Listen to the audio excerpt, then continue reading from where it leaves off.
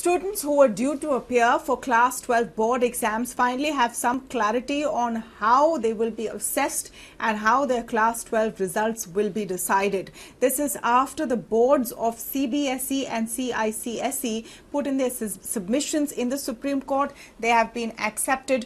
Prima facie, all that has to be decided now is when the reassessment window opens. So let me just break it down for you. So for the CBSE exam, students will be assessed on the basis of their performance in class 10th, 11th and 12th in the ratio of 30%, 30% and 40%. So 30% comes from how they performed in class 10th.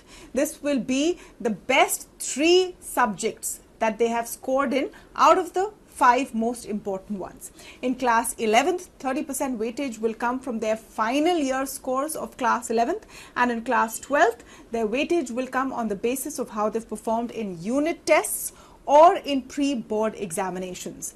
It is the committee of the school. Each school has to establish a 5-member committee which will sit down and decide on how these marks are being assessed, and they will put together and submit their final marks of each student to the CBSE board. And this is the committee that will decide that in class 12, for that 40% portion, are they taking into consideration unit tests? Are they taking into consideration pre-board exams?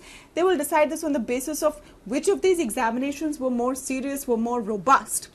There are also some guidelines that have been given for this committee. So for example, a student's marks in any one subject cannot be more than +5 or -5 marks of how their average score has been in that subject. So for example, if your average score in X subject has been very low, it suddenly can't shoot up to more than 5 marks at the outer level or 5 marks at the lower level. The same way, the school's average performance and the marks that the school has on an average shown in the last 3 years will be taken as a parameter, and it cannot be way off the mark from how the school has performed in the last 3 years on an average. So now, is everyone happy with the formula? Is the question. No, not everyone is happy, but most people are accepting it. Remember, most students didn't want to take the risk of going in and giving board examinations in the middle of a pandemic. They didn't want a third wave. They didn't want to get sick. Not all of them have got vaccinations. In fact, most of them haven't. None of them would have got vaccinations at this point. So the cry all along was that we don't want to go and give these exams. So are they happy with this? Some students, of course, are not, because they're saying that class 11th was not taken very seriously.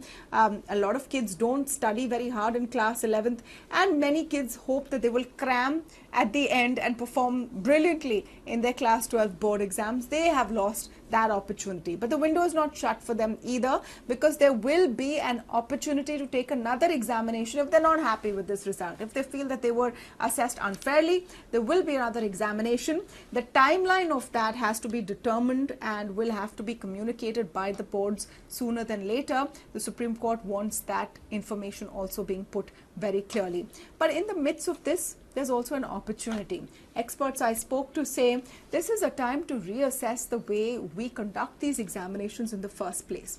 Why, after all, should a student's performance on one day in one subject in those few hours for a board exam determine how they are looked at for the rest of their lives? It should be a consistent evaluation.